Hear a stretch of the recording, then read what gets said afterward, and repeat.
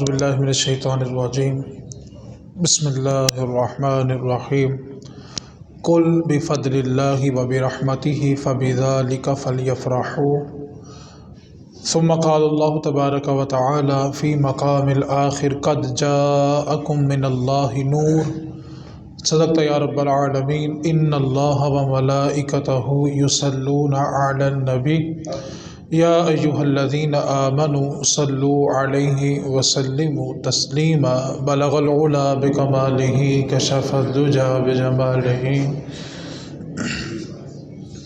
بلغ العلا بکمالہ کشف الدجى بجمالہ حسنت جمیع خصالہ۔ وہ جو نہ تھے تو کچھ نہ تھا، وہ جو نہ تھے تو کچھ نہ تھا، وہ جو نہ ہوں تو کچھ نہ ہو۔ وہ جو نہ تھے تو کچھ نہ تھا، وہ جو نہ ہوں تو کچھ نہ ہو۔ جان ہیں وہ جہان کی، جان ہیں وہ جہان کی، جان ہے تو جہان ہے۔ وہ جو نہ تھے تو کچھ نہ تھا، وہ جو نہ ہوں تو کچھ نہ ہو۔ جان ہیں وہ جہان کی، جان ہے تو جہان ہے۔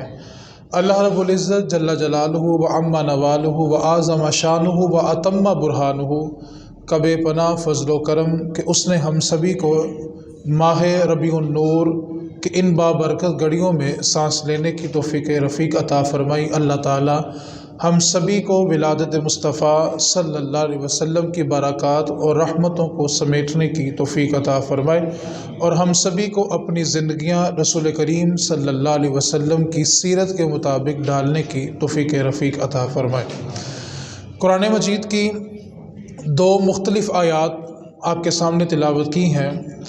اللہ رب العزت نے قرآن مجید میں ارشاد فرمایا قد جاءکم من اللہ نور، تحقیق تمہارے پاس اللہ کی طرف سے نور آ گیا۔ نبی پاک صلی اللہ علیہ وسلم نے ارشاد فرمایا اول ما خلق اللہ نوری، اللہ تعالیٰ نے کائنات میں جو سب سے پہلی چیز تخلیق کی ہے وہ تمہارے نبی کے نور کو پیدا فرمایا، اور پھر کائنات میں جو کچھ بھی بنا ہے وہ حضور کے نور سے بنا ہے۔ اللہ رب العزت نے اپنے نور سے پہلے حضور کے نور کو بنایا، پھر کائنات میں جو کچھ بھی تخلیق میں آیا وہ حضور کے نور سے پیدا کیا گیا۔ اللہ رب العزت نے ارشاد فرمایا قرآن مجید میں، اللہ تعالیٰ نے ایک ضابطہ دیا کہ جب تمہیں اللہ کا فضل اور اس کی رحمت مل جائے تو خوب خوشیاں منایا کرو۔ قل بفضل اللہ وبرحمتہ فبذلک فلیفرحوا، اے محبوب ان سے کہہ دیں کہ جب تمہیں اللہ کا فضل مل جائے وبرحمتہ اور اس کی رحمت مل جائے تو کرنا کیا ہے، فبذلک فلیفرحوا، پھر تم خوب خوشیاں منایا کرو۔ اب یہ آیت بتا رہی ہے کہ جب اللہ کی رحمت کسی بھی صورت میں مل جائے تو امتی اور مخلوق کے اوپر یہ لازم ہے کہ وہ اللہ تعالیٰ کا شکر بھی ادا کرے اور خوشیاں بھی منائے کہ تمہیں اللہ کی رحمت مل گئی ہے۔ فرمایا وبفضل اللہ، قل بفضل اللہ وبرحمتہ فبذلک فلیفرحوا، جب اللہ کا فضل ملے اور اس کی رحمت ملے تو خوب خوشیاں مناؤ۔ اب اللہ کی رحمت کون ہے؟ کائنات میں سب سے بڑی رحمت اللہ کی جو وہ حضور کی ذات ہے۔ فرمایا وما ارسلناک الا رحمۃ للعالمین، محبوب ہم نے تو آپ کو تمام جہانوں کے لیے رحمت بنا کر بھیجا ہے۔ پہلی آیت میں فرمایا کہ جب رحمت ملے تو خوشی کرنی ہے، اور اگلے مقام پر خود بتایا کہ اللہ کی رحمت حضور کی ذات ہے۔ حضور کی ذات اللہ رب العزت کی ذات کا آئینہ ہے۔ اور تیسرے مقام پر بخاری شریف میں سیدہ عائشہ الصدیقہ ام المومنین، صدیق باپ کی صدیقہ بیٹی اما عائشہ فرماتی ہیں قالت عائشہ محمد نعمت اللہ، کائنات میں اللہ کی سب سے بڑی نعمت حضور کی ذات ہے۔ سب سے بڑی نعمت جو اس دنیا میں ہمیں دی گئی وہ حضور کی ذات ہے۔ وہ جو نہ تھے تو کچھ نہ تھا، وہ جو نہ تھے تو کچھ نہ تھا، اور وہ جو نہ ہوں تو کچھ نہ ہو۔ جان ہے وہ جہان کی، جان ہے وہ جہان کی، جان ہے تو جہان ہے۔ آپ اندازہ کریں کہ یہ جو گھڑی ہوتی ہے نا، اس کی جتنی بھی طاقت ہوتی ہے، جتنی جان ہوتی ہے، وہ سیل کے اندر ہوتی ہے۔ آپ سیل کو نکال لیں، اگر 1 بجے سیل کو نکالیں گے، 2 سال بعد بھی دوبارہ نیا سیل ڈالیں تو گھڑی کہاں سے چلے گی؟ کیوں بولا؟ اس کی ساری جان کس کے اندر تھی؟ سیل کے اندر۔ سیل نہ ہو تو گھڑی چل سکتی؟ اب اس شعر کو سنیں، جان ہے وہ جہان کی، ارے جان ہے تو جہان ہے، حضور ہیں تو نظام کائنات چل رہا ہے، اور نبی پاک صلی اللہ علیہ وسلم اس کائنات کی جان ہے۔ ہم نے وہ حدیثیں پڑھی ہیں نا، وہ سنی ہے کہ نبی پاک جب عرش پہ چلے گئے، لامقام پہ چلے گئے تو پانی بہتا رہا، بستر گرم رہا۔ ایک اور حدیث ہے، نبی پاک صلی اللہ علیہ وسلم جب گزرتے تھے تو ایک درخت کی ٹہنی سے آپ کا کندھا مبارک ٹکرایا تو وہ شاخ ہلتی رہی جب تک حضور واپس نہ آئے۔ اب پانی بہتا رہا، بستر گرم رہا، کنڈی ہلتی رہی، شاخ ہلتی رہی، جب حضور واپس آئے تو سارا کچھ وہیں سے چل پڑا، اور ایک روایت کے مطابق سینکڑوں سال رب سے ملاقات جاری رہی۔ تو سوال یہ پیدا ہوتا ہے، اتنا عرصہ یہ سب کچھ کیسے روکا رہا؟ کیونکہ جان ہے وہ جہان کی، ارے جان ہے تو جہان ہے، حضور کی ذات ہے تو یہ نظام کائنات چل رہا ہے۔ اللہ رب العزت نے نبی پاک صلی اللہ علیہ وسلم کو تمام جہانوں کے لیے، وہ کوئی بھی جہان ہو، وہ کوئی بھی عالم ہو، سب کے لیے اللہ رب العزت نے اپنے محبوب نبی پاک صلی اللہ علیہ وسلم کو رحمت بنا کر بھیجا ہے۔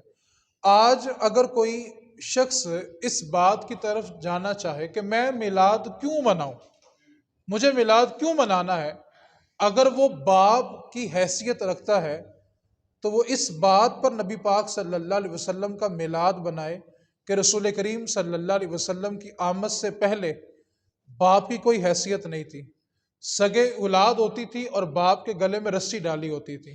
آج بھی جن علاقوں کے اندر نبی پاک کو نبی نہیں مانا جاتا، ان علاقوں میں اولڈ ہاؤس موجود ہیں، اور جب باپ بوڑھا ہو جاتا ہے تو اس کو گھر سے گھسیٹ کر اولڈ ہاؤس میں پھینک آتے ہیں، اور ایک وہ معاشرہ جس میں آپ اور میں رہتے ہیں کہ اس معاشرے کے اندر اولاد اپنے باپ کا پخانہ بھی اس نیت سے صاف کرتی ہے کہ یار میں اپنے باپ کی خدمت کروں گا، میرا رب مجھ سے راضی ہو جائے گا، میں اپنے ماں باپ کی خدمت کروں گا تو مجھے جنت ملے گی۔ سوال یہ پیدا ہوتا ہے کہ ان علاقوں میں باپ کو بوڑھا ہونے کے بعد اولڈ ہاؤس میں چھوڑ آتے ہیں، اور ایک وہ معاشرہ ہے کہ جہاں پہ باپ کے فضولیات کو بھی وہ بڑی خوشی کے ساتھ صاف کرتے ہیں، اور خدمت کرنے پر خوشی کا اظہار کرتے ہیں کہ اللہ کا شکر ہے کہ اس نے مجھ سے اپنے ماں باپ کی خدمت لی ہے۔ تو سوال یہ پیدا ہوا کہ آخر اس اولاد کے دل میں اتنی شفقت کہاں سے پیدا ہو گئی؟ تو اس باپ کو کہنا پڑے گا کہ میں اس لیے خوشی منا رہا ہوں کہ جب حضور نہیں تھے تو باپ کوئی عزت نہیں رکھتا تھا، اور جب میرے حضور آ گئے تو اولاد کے دل میں شفقت آ گئی، اور میرے نبی پاک صلی اللہ علیہ وسلم نے آ کر یہ ضابطہ دیا، راضی الرب فی راضی الوالد وسخط الرب فی سخط الوالد، جس کا رب اس سے راضی ہے وہ دلیل ہے کہ اس کا باپ اس سے راضی ہے، اور جب باپ اس سے راضی ہوگا تب اس کا رب بھی اس سے راضی ہوگا۔ اور میرے رسول کریم صلی اللہ علیہ وسلم نے ایک ترازو دے دیا، فرمایا سنو، جس کا باپ اس سے ناراض ہے اس کا رب بھی اس سے ناراض ہے۔ تو باپ کو اس خوشی میں میلاد منانا چاہیے کہ آج اگر میری اولاد میری اتنی عزت، تعظیم، توقیر کر رہی ہے تو اس کے پیچھے وجہ ایک ہے کہ حضور آ گئے ہیں۔ حضور نہیں تھے تو عزت ہی نہیں تھی۔ اب ماں پوچھے کہ میں میلاد کیوں مناؤں، تو ماں ایک لمحے کے لیے سوچے تو صحیح، جب حضور کی ولادت نہیں ہوئی تھی، حضور جلوہ گر نہیں ہوئے تھے، عرب کے اندر ایک میلہ لگتا ہے، اس کو عکاس کا میلہ کہتے ہیں۔ عکاس کے میلے میں جتنے بھی عرب کے قبیلے ہوتے ہیں وہ سارے شریک ہوتے ہیں، اور یہ ان کا ایک سالانہ میلہ ہوتا ہے، اور ان کا ایک عالمی دن ہوتا ہے۔ جب نبی پاک صلی اللہ علیہ وسلم ظاہری طور پہ جلوہ گر نہیں ہوئے تھے، عکاس کے میلے کے اندر 3 سگے بھائی اپنی ماں کے گلے میں پٹا ڈالتے ہیں اور ماں کو گھسیٹ کے لا کے عکاس کے میلے میں بیچ دیتے ہیں، اور جو ماں کو فروخت کرنے کے بعد قیمت ملتی ہے وہ تینوں بیٹے اس کو آپس میں تقسیم کر لیتے ہیں۔ یہ وہ زمانہ ہے جب حضور جلوہ گر نہیں ہوئے۔ آج اگر ماں پوچھے کہ میں میلاد کیوں مناؤں، تو ماں اس طرف توجہ کرے کہ جب حضور نہیں تھے تو ماں تو سرے بازار سرے عام بک جایا کرتی تھی، اور اس نبی پاک صلی اللہ علیہ وسلم نے، آمینہ کے لال نے تشریف لا کر اسی ماں کو اتنی عزت دی جو سرے بازار بک جایا کرتی تھی۔ حضور نے آ کے ماں کو یہ مقام دیا، 7 آسمانوں کے اوپر عرش معلیٰ کے پاس جو جنت تھی نا، میرے نبی پاک نے جنت اٹھا کے ماں کے قدموں کے نیچے رکھ دی ہے۔ اب بھی وہ ماں پوچھے کہ میں میلاد کیوں مناؤں؟ آج تو ماں کے قدموں تلے اولاد کے لیے جنت رکھی۔ ارے تو خوش نصیب ہے کہ تیری اولاد کی جنت تیرے قدموں کے نیچے ہے۔ تو سوال یہ پیدا ہوتا ہے کہ وہ جنت اچانک تیرے قدموں میں کیسے آئی؟ تو تجھے کہنا پڑے گا حضور آ گئے ہیں۔ ارے حضور آئے ہیں تو جنت یہاں پر آئی ہے۔ حضور نہیں تھے، ماں تو سرے بازار بک جاتی تھی اور اولاد ماں کو فروخت کر کے پیسے آپس میں تقسیم کر لیتی تھی۔ لیکن میرے نبی پاک صلی اللہ علیہ وسلم نے جنت ہی ماں کے قدموں کے نیچے رکھ دی۔ فرمایا اگر جنت ماں کے قدموں کے نیچے ہے تو اس جنت کا دروازہ باپ ہے۔ اب ماں باپ اگر اس بات میں پریشان ہے کہ ہم کیوں میلاد منائیں، ان کو تو خوشی کرنی چاہیے کہ اللہ کے محبوب نے آ کر ہماری اولاد کے لیے جنت ہمارے قدموں کے نیچے رکھ دی ہے۔ وہ پھر پریشان ہے کہ ہم کیوں میلاد منائیں۔ آج اگر بہن اس عالم میں مبتلا ہے کہ میں میلاد کیوں مناؤں، تو ایک بات پہ وہ بہن بھی توجہ کرے۔ جب نبی پاک جلوہ گر نہیں ہوئے تھے، سگا بھائی ہوتا تھا، سگی بہن کو زندہ گڑے میں گاڑ آتا تھا، کنویں میں پھینک آتا تھا، اور اس کی زبان پر جملہ یہ ہوتا تھا کہ کل کو میرا کوئی بہنوئی نہ بنے، کل کو مجھے کوئی سالہ کہنے والا نہ بنے، اور میں اپنی بہن کسی اور برادری میں بیاہ دوں، میں یہ تانا برداشت نہیں کروں گا۔ اس نفرت کی بنیاد پر وہ سگی بہن کو زندہ گھروں میں گاڑ آتے تھے یا زندہ قبروں میں پھینک آتے تھے، کنووں میں پھینک آتے تھے۔ آج سوال یہ پیدا ہوتا ہے، بھائی وہی ہے، وہ ڈبل مزدوری کرتا ہے، 2 جگہ آور ٹائم لگاتا ہے، کیوں؟ اس سے پوچھو بھائی تم اتنی مشقت کیوں کرتے ہو؟ تو اس کی زبان پر ایک جملہ ہوگا کہ یار ابھی بہنوں کے ہاتھ پیلے کرنے ہیں۔ میں نے پوچھا کہ بھائی کے دل میں اتنی شفقت کہاں سے آ گئی؟ یہ تو وہی بھائی تھا کہ سگی بہن کو زندہ قبر میں پھینک آتا تھا، گڑھے میں پھینک آتا تھا، کنویں میں پھینک آتا تھا۔ آج وہی بھائی ہے، ڈبل مزدوری کرتا ہے، آور ٹائم لگاتا ہے۔ اور ایک اور بات، جب بہن کو گھر سے رخصت کر رہا ہوتا ہے تو اس کی آنکھوں میں نمی کہاں سے آ گئی؟ اس کی آنکھوں میں یہ آنسو کہاں سے آ گئے؟ یہ تو اپنی بہن کو برداشت نہیں کرتا تھا۔ آج اس کے دل میں بہن کے لیے اتنا پیار، اتنی شفقت کہاں سے آ گئی؟ تو اس بہن کو خوشی سے یہ کہنا پڑے گا کہ جب حضور نہیں تھے تو میں زندہ قبروں میں اور گڑھوں میں جاتی تھی، اور جب آج میرے بھائی کی آنکھوں میں نمی ہے، رخصتی کرتے وقت اس کی آنکھوں میں آنسو ہیں، اور وہ بہن کے لیے ڈبل مزدوری کر رہا ہے، تو اس کی وجہ صرف ایک ہے کہ حضور آ گئے ہیں۔ حضور نہیں تھے تو بہن کی زندگی نہیں تھی۔ اور اگر ابھی بھی بہن اس دلیل میں متلاشی ہے، ڈھونڈ رہی ہے کہ میں کہاں سے دلیل لاؤں کہ میلاد منانا ہے کہ نہیں منانا، تو وہ صرف ایک جملے کو اوپر تھوڑا سا تصور باندھ کے غور و فکر کرے کہ جب تک حضور نہیں تھے تو ہماری تو زندگی نہیں تھی۔ اللہ رب العزت کے پیارے محبوب نبی پاک صلی اللہ علیہ وسلم نے آ کر بہن اور بیٹی کو زندگی بخشی ہے۔ نبی پاک صلی اللہ علیہ وسلم کی ولادت سے پہلے آپ بیٹی کے احوال سے اچھی طرح جانتے ہیں کہ سگا باپ تھا، زندہ کنووں میں گاڑ دیا، قبروں میں گاڑ دیا۔ آج وہی باپ ہے، جب بیٹی کو رخصت کرتا ہے تو ہچکیاں لے کے روتا ہے، اس کی ہچکی تھمتی نہیں ہے، اس کی آنکھوں سے آنسو بہتے ہیں، کیونکہ حضور آ گئے ہیں۔ آج اس باپ کے دل میں یہ شفقت کس نے رکھی؟ یہ حضور کی تربیت نے رکھی، کیونکہ جس دور کے اندر بیٹیاں زندہ قبروں میں گاڑی جا رہی تھی، اس دور میں آ کے میرے محبوب نے فرمایا سنو بیٹیوں کو زندہ گاڑنے والوں، سنو فاطمہ محمد کے جگر کا ٹکڑا ہے۔ حضور نے آ کے یہ تربیت کی کہ بیٹیاں تو جگر کا ٹکڑا ہوتی ہیں۔ اور بات یہاں پہ ختم نہیں ہوئی، میرے رسول کریم صلی اللہ علیہ وسلم نے فرمایا کہ اللہ نے جس کو 3 بیٹیاں عطا کی، اس نے ان کی اچھی طرح پرورش کی، ان کی تربیت کی، اور اچھے گھروں میں ان کا نکاح کر دیا۔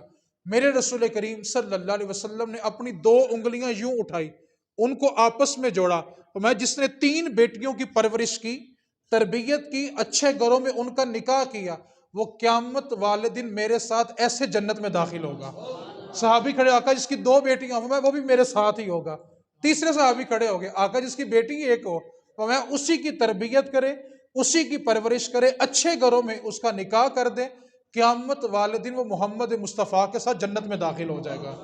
یار یہ وہی باپ تھا کہ جب حضور نہیں تھے اور آپ جانتے ہیں کہ یہ بیٹیوں کو زندہ قبروں میں کیوں گاڑتے تھے؟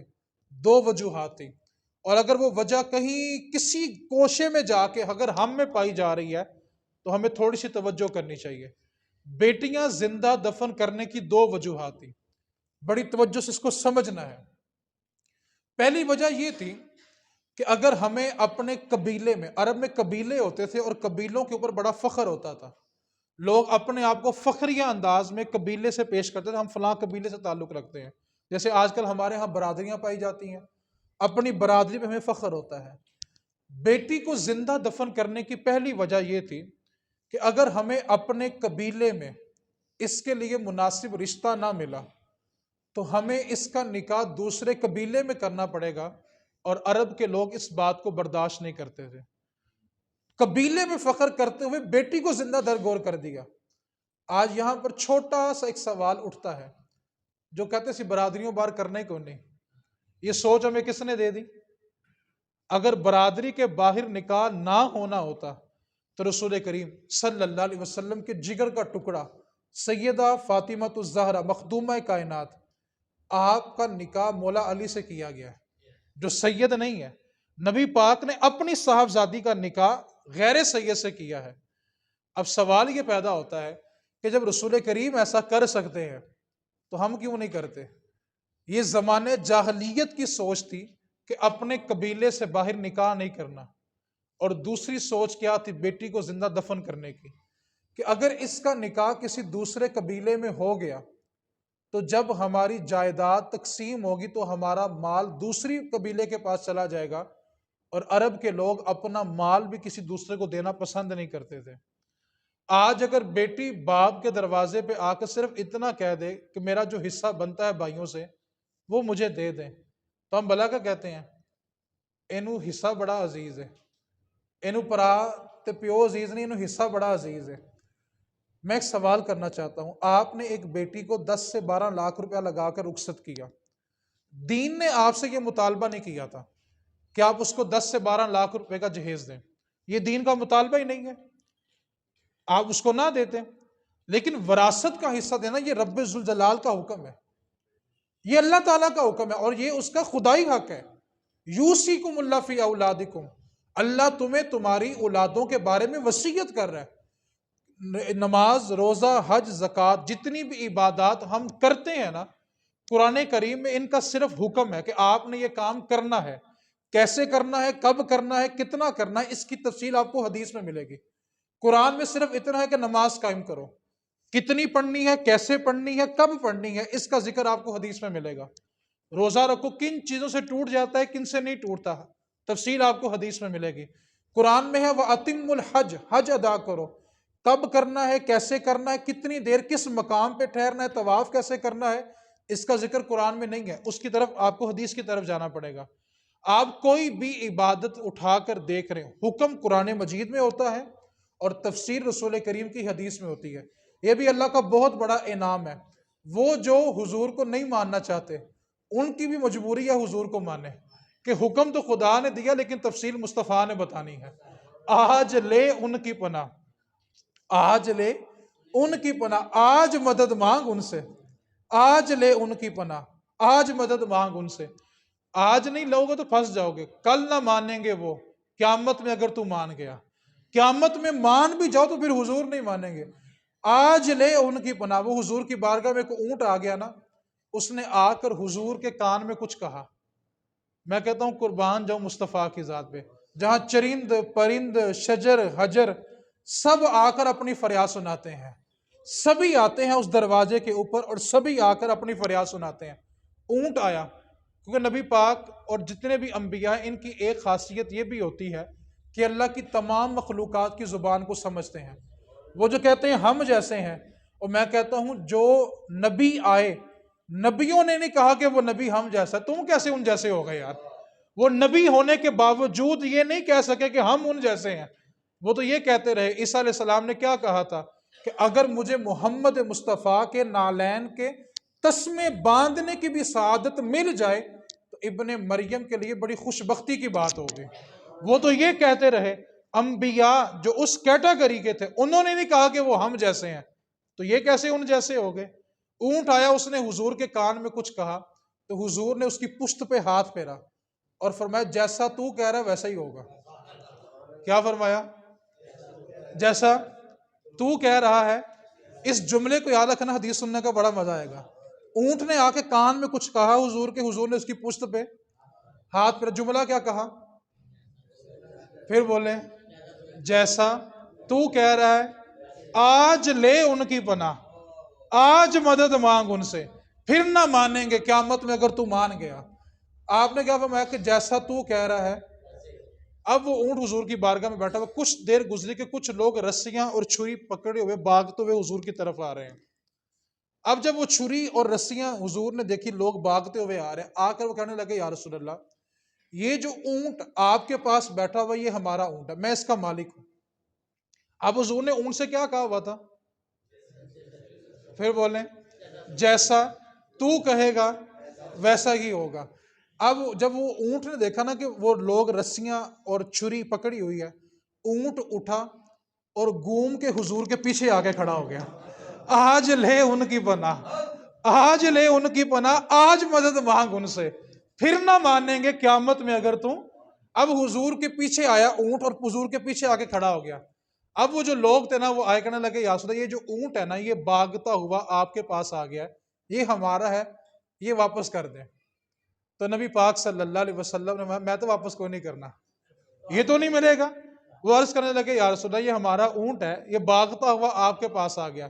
میرے رسول کریم صلی اللہ علیہ وسلم نے فرمایا یہ تو تمہاری شکایت کر رہا تھا کہ جب میں جوان تھا میں ان کا بوجھ اٹھاتا رہا، آج اگر میری ہڈیوں میں بوجھ اٹھانے کی طاقت نہیں رہی تو یہ مجھے ذبح کرنے پہ تلے ہوئے ہیں، یا رسول اللہ آپ مجھے ان سے بچا لیں، آج لے ان کی پناہ۔ یہ تو آپ مجھے ذبح کرنا چاہتے ہیں، ساری زندگی میں ان کا بوجھ اٹھاتا رہا ہوں، اور اگر آج میری ہڈیوں میں طاقت نہیں ہے یہ مجھے چھری پھیرنے پہ تلے ہوئے ہیں۔ تو نبی پاک صلی اللہ علیہ وسلم نے جب یہ کہا نا کہ یہ تو تمہاری شکایت کر رہا ہے، تو وہ جو اونٹ لینے آئے تھے وہ کیا کہنے لگے؟ یا رسول اللہ جیسا آپ کہیں گے ویسا ہی ہوگا، جیسا آپ کہیں گے۔ اور حضور نے اس سے کیا کہا تھا؟ جیسا تو کہے گا ویسا ہی ہوگا۔ جب حضور کو انہوں نے یہ جملہ کہا نا کہ جیسا آپ کہیں گے ویسا ہی ہوگا، تو میرے رسول کریم صلی اللہ علیہ وسلم کہ تم اس کی قیمت بتاؤ، اور یہ اونٹ میں خریدنا چاہتا ہوں۔ انہوں نے کہا کہ آپ کے لیے تو فری دستیاب ہے، ہم تو اس کی قیمت نہیں لیں گے۔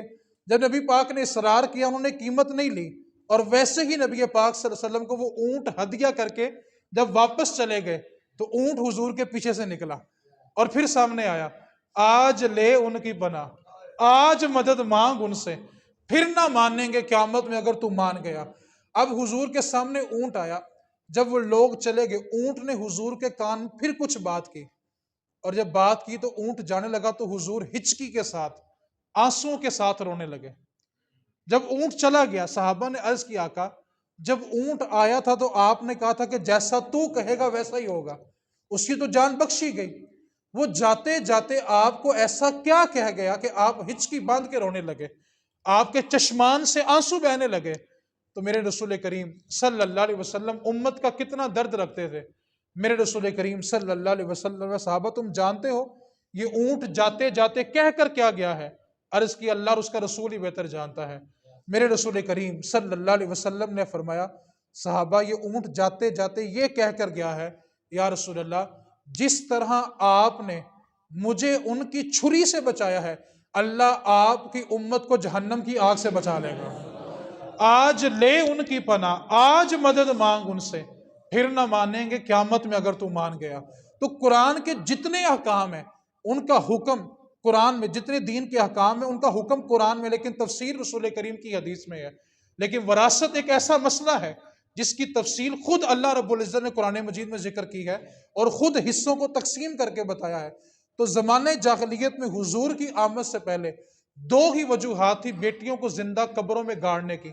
نمبر ایک، عرب کے لوگ اپنی بیٹیوں کی شادی دوسرے قبیلوں میں کرنا یہ عیب سمجھتے تھے، اور دوسرا عیب یہ سمجھتے تھے اگر ہماری بیٹی کا نکاح دوسرے قبیلے میں ہو گیا تو کل کو جب جائیداد تقسیم ہوگی تو یہ مال دوسرے قبیلوں میں چلا جائے گا۔ وہ اس کو اپنے لیے ایک عیب سمجھتے تھے اور بیٹیوں کو زندہ درگور کر دیتے تھے۔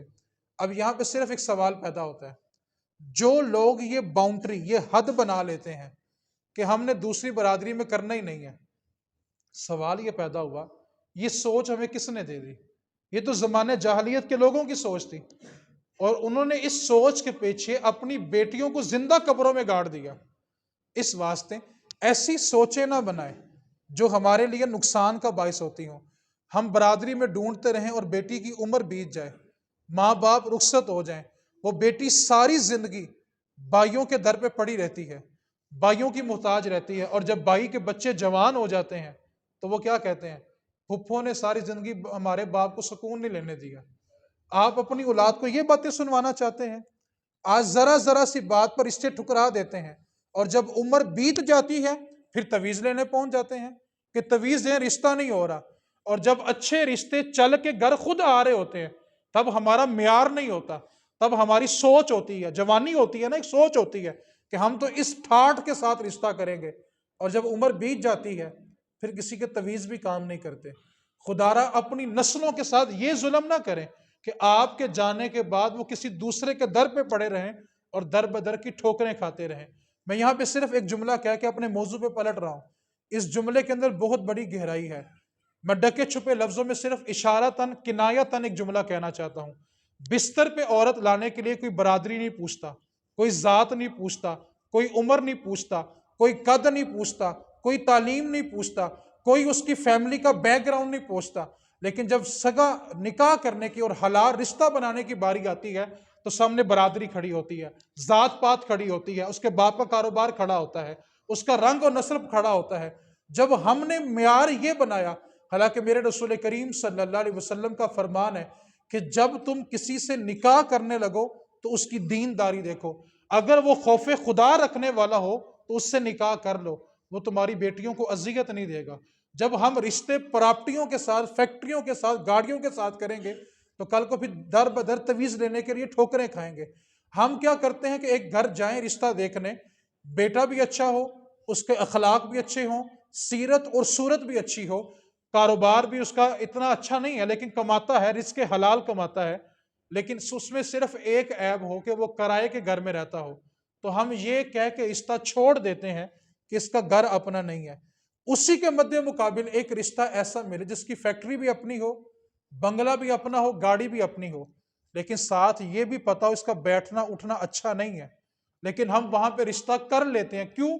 یہ جملہ کہہ کے کوئی بات نہیں، چھوٹی موٹی باتیں اللہ ہدایت دے گا۔ میرا سوال یہ ہے، جس رب نے اس کو ہدایت دینی ہے وہ اس غریب کو امیر نہیں کر سکتا؟ اسی رب نے اس کو ہدایت دینی ہے نا، تو کیا وہ رب اس غریب کو امیر نہیں کرے گا؟ جب ہم نے ترازو خود اوپر نیچے کر لیا تو کل کو پھر تویز لینے کی حاجت نہیں ہوتی۔ ہم رشتہ کرتے وقت دیکھیں کہ ہم اپنی بیٹی کا ہاتھ کس کے ہاتھ میں دے رہے ہیں۔ کیا ہم نے کبھی جا کے یہ پوچھا کہ آپ کا بیٹا 5 وقت نماز بھی پڑھتا ہے کہ نہیں پڑھتا؟ کیا ہم نے پوچھا کہ آپ کا بیٹا قرآن بھی پڑھا ہوا ہے کہ نہیں پڑھا ہوا؟ حلال حرام کی تمیز بھی کرتا ہے کہ نہیں کرتا؟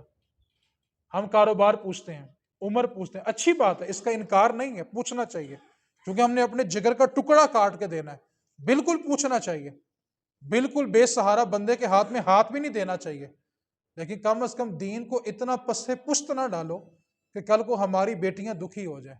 جس کے دل میں خوف خدا ہوگا نا وہ کبھی کسی کو رلائے گا نہیں۔ اپنے مزاج کو اور اپنے معیار کو بدلیں۔ تو رسول کریم صلی اللہ علیہ وسلم آپ کسی بھی پہلو کو اٹھا کے دیکھ لیں، حضور ان کے لیے رحمت بن کے تشریف لائیں۔ انسان تو انسان فتح مکہ کا دن ہے اور حضور کا جو لشکر ہے وہ مکے میں داخل ہو رہا ہے۔ اب نبی پاک صلی اللہ علیہ وسلم جب رستے سے گزر رہے ہیں تو رستے میں ایک کتیا نے بچے دیے ہوئے ہیں اور وہ بچے رستے کے درمیان پڑے ہوئے ہیں۔ جب حضور گزر گئے تو حضور نے اپنا رخ انور پھیرا اور پیچھے آنے والے صحابہ کو بلند آواز سے کہا کہ دھیان سے گزرنا کہ اس کتیا کے بچوں کو اذیت نہیں ہونی چاہیے۔ یار جو رسول کریم جانوروں کے بارے میں اتنے رحمت للعالمین ہے، سوچو وہ آپ کے اور ہمارے بارے میں کتنے رحم دل ہوں گے۔ آج ہم ان کا ذکر کرنے کے لیے، میں نے گزشتہ سال اسی جگہ پہ ایک جملہ کہا تھا کہ جن کے کہے ہوئے لفظ حدیث بنتے ہیں، جن کے کہے ہوئے لفظ حدیث بنتے ہیں، لوگ ان کا ذکر کرنے کے لیے حدیثیں ڈھونڈ رہے ہیں۔ وہ کہتے ہیں ان کا ذکر کرنا حدیث کہاں پہ ہے؟ اور بھائی جن کے کہے ہوئے لفظ حدیث بن جاتے ہیں، انہی کا ذکر کرنے کے لیے حدیثیں کی تلاش میں پڑے ہوئے ہو، اور تمہیں تو دل کھول کے واضح حضور سے عشق کرنا چاہیے۔ ایک جملے پہ توجہ کریں، آج اگر حضور نہ ہوتے تو بتاؤ کوئی ماتھا بت کے آگے ٹیک رہا ہوتا، کوئی گائے کا پیشاب پی رہا ہوتا، کوئی سورج کے آگے ماتھا ٹیک رہا ہوتا، کوئی چاند تاروں کے آگے ماتھا ٹیک رہا ہوتا، کوئی کلیسا میں ہوتا، کوئی چرچ میں ہوتا، کوئی مندر میں ہوتا۔ تم اللہ کا شکر نہیں ادا کرتے کہ وحدہ لا شریک ذات کے سامنے ہم پاکیزہ مسجد میں آتے ہیں اور ایک خدا کے آگے اپنا سر سجدے میں رکھتے ہیں، تو تمہیں یہ سجدہ کرنے کی توفیق کس نے بخشی؟ تمہیں کہنا پڑے گا کہ حضور آ گئے ہیں۔ یار حضور ہیں تو ہم مسلمان ہیں، جن کے کہے ہوئے لفظ حدیث بنتے ہیں، لوگ ان کا ذکر کرنے کے لیے حدیثیں ڈھونڈ رہے ہیں، اور بھائی ان کے کہے ہوئے لفظ حدیث بن رہے ہیں۔ آخری بات میری گفتگو مکمل ہوگی، اور اگر آپ اس دلیل کو یاد کر لیں تو میں امید کرتا ہوں کبھی آپ کو پھسلا نہیں پڑے گا، انشاءاللہ آپ مضبوط ہو جائیں گے۔ یہ جہاں پر آپ سب بیٹھے ہوئے ہیں، یہ کیا ہے؟ پھر بولیں۔ کوئی بندہ اٹھے، اللہ تعالیٰ توفیق دے، وہ کہتا ہے یار میں نے یہ پلاٹ خریدا ہے، میں نے یہاں مسجد بنانی ہے، وہ بنا سکتا ہے؟ جہاں دل چاہے وہ جگہ لے کے مسجد بنا سکتا ہے۔ آپ سفر پہ کہیں جا رہے ہیں، آپ کو جہاں موقع میسر ہو آپ مصلی بچھائیں اور نماز پڑھ سکتے ہیں۔ کوئی خاص جگہ ڈھونڈنے کی ضرورت ہے؟ گھر میں ہے، دفتر میں ہے، مسجد میں ہے، سڑک پہ ہے، کہیں بھی ہیں، آپ کپڑا بچھاتے ہیں، وہاں پہ سجدہ کر لیتے ہیں۔ اب آپ نے توجہ سے سننا، میلاد ہے کیا؟ نبی پاک صلی اللہ علیہ وسلم کی آمد سے پہلے عیسیٰ علیہ السلام سے لے کے آدم علیہ السلام تک، یعنی آدم سے عیسیٰ اور عیسیٰ سے آدم، جتنے انبیاء تشریف لائے، ہر نبی کی امت کے لیے یہ ایک اصول تھا، جیسے یہ مسجد کی چار دیواری ہے نا، ہر امت کے لیے صرف ایک عبادت خانہ خاص ہوتا تھا، اور جس کو بھی عبادت کرنی ہوتی تھی اس کو اس عبادت خانے کے اندر آنا پڑتا تھا، باقی زمین پاک نہیں تھی، اور عبادت خانے سے باہر کوئی عبادت کر ہی نہیں سکتا تھا، کیونکہ زمین پاک ہی نہیں تھی، کیونکہ عبادت کرنے کے لیے زمین کا پاک ہونا یہ شرط ہے، زمین پاک نہیں ہے تو نماز بھی عبادت نہیں ہوگی۔ ہر امت کے لیے ایک عبادت خانہ خاص تھا کہ اس عبادت خانے کے اندر آؤ، آ کر عبادت کرو، باقی زمین پاک ہی نہیں ہے۔ آدم علیہ السلام سے لے کے عیسیٰ علیہ السلام تک یہ اصول رہا کہ ایک عبادت خانہ بس وہی پاک ہے، وہی عبادت ہوگی، باقی زمین پاک نہیں ہے۔ رسول کریم صلی اللہ علیہ وسلم نے ارشاد فرمایا، اللہ تعالیٰ نے مجھے 5 چیزیں ایسی دی ہیں جو مجھ سے پہلے اور کسی نبی کو نہیں ملی، ان میں سے ایک چیز یہ ہے، جعلت الارض مسجدہ، اللہ نے میرے قدم زمین پہ لگتے ہی ساری زمین کو پاک کر دیا ہے کہ میرا امتی دنیا میں کہیں سجدہ کرے اللہ اس کی عبادت کو قبول فرمائے گا۔ اب یہاں پہ ایک سوال آپ نے ٹھنڈے دل کے ساتھ سمجھنا ہے، آپ جو آپ سے کہے کہ میلاد کا ہے، اس سے صرف ایک سوال پوچھیں، یار جہاں تمہارا دل چاہتا ہے کہ تم نماز پڑھو تو پڑھ سکتے ہو؟ وہ کہے گا بالکل پڑھ سکتے ہیں۔ تو آپ اس سے صرف اتنا پوچھیں، یار یہ جو زمین پاک ہوئی کس رات کو ہوئی تھی؟ یہ جو زمین پاک ہوئی ہماری عبادت کرنے کے لیے، یہ کس رات کو ہوئی تھی؟ اگر تو وہ بندہ پڑھا لکھا ہوا، چولے نہ مارتا ہوا، تو کہے گا یار جس دن حضور تشریف لائے تھے نا، تو حضور کے صدقے اللہ نے ساری زمین کو مسجد بنا دیا تھا۔ تو آپ کہو یار ہمیں تو اپنا سجدہ ثابت کرنے کے لیے بھی یہ کہنا پڑے گا کہ حضور آ گئے ہیں۔ یار اگر حضور نہ ہوتے تو ہماری سجدے، ہماری عبادتیں، یہ ہماری عبادت گاہیں کہاں پہ ہوتی؟ آج اگر ہم جہاں جی چاہے وہیں سجدہ کر لیتے ہیں تو اس کے پیچھے وجہ صرف ایک ہی ہے کہ حضور آ گئے ہیں۔ حضور نہیں ہوتے تو ہماری مسجدیں ثابت نہیں ہوتی۔ کوئی سجدہ ہی خدا کو نہ کرتا، کوئی سجدہ ہی خدا کو نہ کرتا، یہ مسجد ہی نہ ہوتی اگر میلاد نہ ہوتا۔ ہمیں تو اپنی مساجد ثابت کرنے کے لیے بھی یہ کہنا پڑے گا کہ یہ زمین جو ہمیں پاک ہو کر ملی ہے، یہ حضور کے میلاد کے صدقے میں ملی ہے۔ تو رسول کریم صلی اللہ علیہ وسلم تشریف لائے تو امت میں اور تمام جہانوں میں بہار آئی، ہر جگہ بہار آئی۔ اور مفتی احمد یار خان نعیمی رحمۃ اللہ علیہ، آپ گجرات کے رہنے والے تھے، کچھ گجراتی بولتے تھے، تو آپ بڑے سنجیدہ بندے بھی تھے، اور کبھی کبھی جواب بڑا ٹھوک کے دیتے تھے۔ وہ آپ کے پاس ایک شخص آیا تو کہنے لگا، نعیمی صاحب یہ جو آج میلاد منایا جاتا ہے کیا یہ حضور کے دور میں تھا؟ کیا سوال کیا اس نے؟ یہ جو آج جس طرح میلاد منایا جاتا ہے حضور کے دور میں تھا. اب وہ گجراتی تھے، گجرات ٹائپ کے بندے تھے، تو جلال میں آ گئے، غصے میں آ گئے. کیا پوچھا اس نے؟ یہ جو میلاد آج جس طرح منایا جاتا ہے حضور کے دور میں، حضور کے زمانے میں تھا. آپ غصے میں آ گئے. میں تھوڑا ادب رکھوں گا مسجد کا. آپ نے جلال میں آ کے کہا اے زمانہ تیرے پیو دا ہے، ہر زمانہ میرے حضور کا ہے. کہا تو نے اعلیٰ حضرت کو نہیں پڑھا؟ چنین و چنا تمہارے لیے، زمین و زماں تمہارے لیے، دہن میں ہے زباں تمہارے لیے، جسم میں ہے جاں تمہارے لیے، ہم آئے یہاں تمہارے لیے، اٹھیں گے وہاں تمہارے لیے. کہا ہر زمانہ میرے حضور کا ہے. تو نے کیا پوچھا کہ حضور کے زمانے میں تھا کہ نہیں تھا؟ جب نبی پاک قیامت تک کے لیے نبی ہیں تو پھر ہر زمانہ میرے حضور کا ہے. تو یہ کیوں پوچھا کہ حضور کے زمانے میں تھا کہ نہیں تھا؟ ہر زمانہ میرے حضور کا ہے.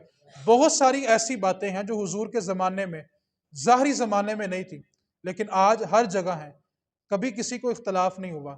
صرف حضور کا ذکر کرنے کے لیے میں یہاں پر صرف ایک جملہ کہتا ہوں، اختلافات کو صرف ایک سائڈ پہ رکھ کے صرف ایک جملہ، کہ اس بات پر توجہ کرو کہ کچھ لوگ ایسے ہیں جو قرآن اس لیے پڑھتے ہیں کہ ہم ایک ایک لفظ سے حضور کی شان بیان کریں، اور کچھ لوگوں کی ڈیوٹی رب نے کیا لگائی، وہ قرآن بھی پڑھتے ہیں تو اس نیت سے کہ حضور کا ذکر گھٹانا کہاں پہ ہے، حضور کے ذکر سے روکنا کیسے ہے. اپنا اپنا نصیب ہے نا. کوئی پوچھے میلاد کہاں لکھا ہے تو کہنا ہر سنی کے نصیب میں لکھا ہے.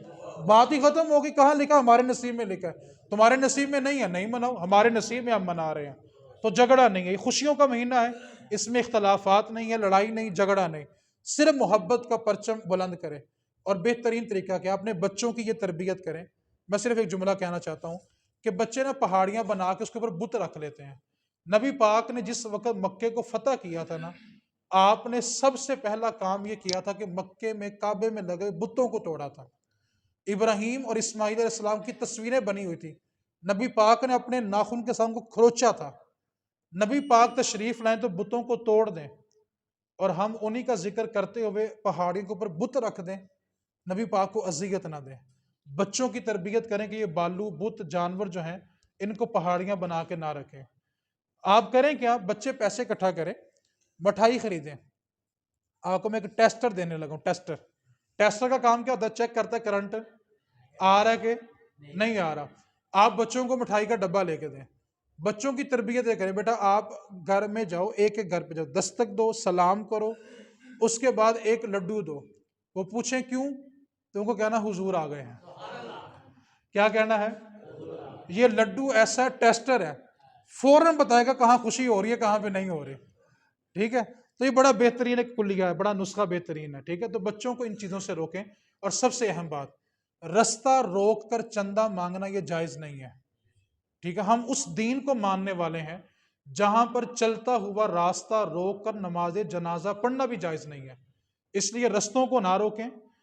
آپ نے چندہ جمع کرنا، گھروں میں دستک جو آپ کو مل جائے اس پہ اپنی مسجد، اپنا بازار، اپنی گلی سجا لیں. لیکن چلتا ہوا راستہ روکنا یہ دین میں اس کی اجازت نہیں ہے. اللہ کریم کی بارگاہ میں دعا کریں اللہ تعالی ہم سب کو گج وج کر حضور کا میلاد منانے کی توفیق عطا فرمائے. وما علینا الا البلاغ.